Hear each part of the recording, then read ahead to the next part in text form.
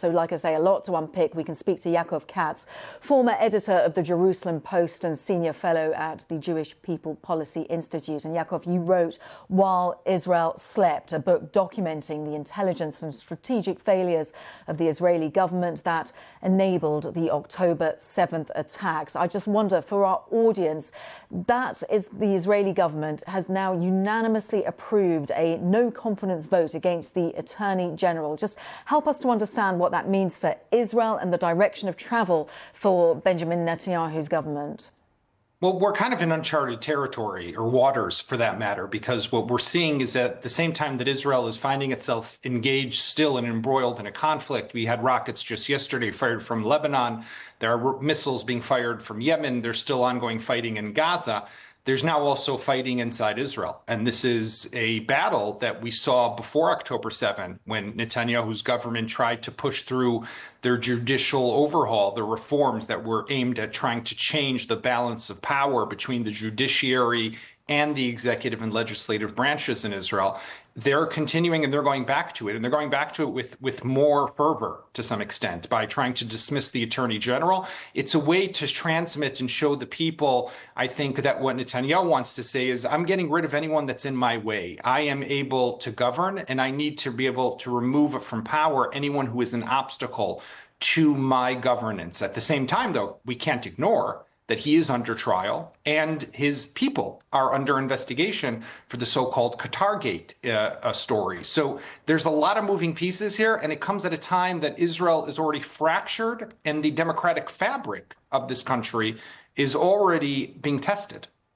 I think it's important if you could just elaborate on these allegations when you mention Qatar, these alleged ties to the Qatari government, because these are serious accusations. I wonder if you could just help our audience to explain what they are and why they are just so significant. Well, let's remember that Qatar was a place that up until October 7th was the sanctuary, was the home of the most senior Hamas leaders, the most senior Hamas terrorists. It was also a country that was providing Hamas with hundreds of millions of dollars annually, if not more. So this was not only a country that was providing safe harbor to mass murderers, but it was also paying that same terrorist group.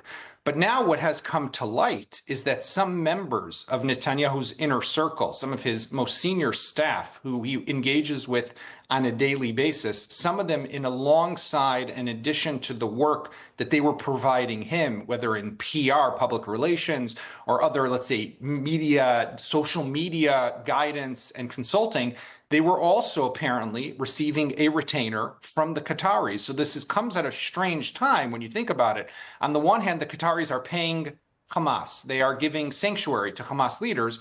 And on the other, at the same time, they are providing retainers, tens of thousands of dollars potentially every month, to members of Israel's prime minister's staff. If this is true, and if these allegations are proven to be correct, this is not only a conflict of interest, but this is something that really touches upon core questions of national security. How is it that people sitting within what should be the holy of holies of Israel's national security apparatus, the prime minister's office, are apparently working at the same time for a country that is not exactly the best friend of Israel? And of course, allegations, really important to say that. So at the moment, these are allegations, but all of this coming on a day when Gaza's Hamas-run health ministry has issued the figures that over 50,000 people have been killed in Gaza. And yes, it is the Hamas-run health ministry, but these are figures that are seen widely as reliable by organizations like the UN. I just wonder, just in terms of the sense of feeling in Israel, how do people feel? We see the strength of feeling when it comes to the protests on the streets of places like Tel Aviv.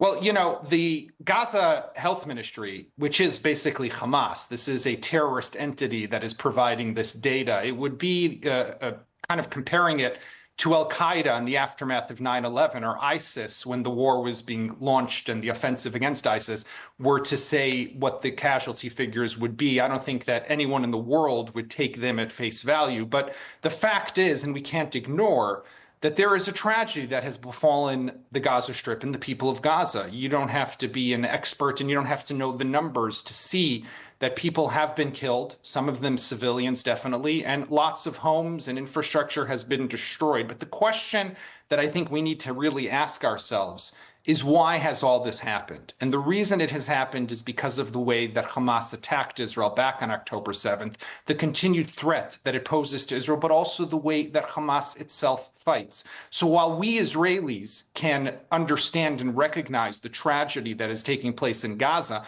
there's a question of responsibility. And the responsibility is on Hamas, because when you go to sleep with a rocket launcher and when you put a cache of weapons under a school or in a UN compound, any country in the world, whether Israel, the United States, Britain, Germany, you name it, is going to have to defend itself. And unfortunately, that war was forced upon us. So I would push a lot of caution whenever talking about these numbers, because we should never believe a terrorist group that would be falling into the trap that they're setting for us. But we should also recognize why this is all happening. Yaakov, always good to get your opinion, and just to say that the UN does see those figures as reliable, but we do get your point of view. Yaakov Katz, author of the book While Israel Slept. Thank you so much for speaking to us here on BBC News.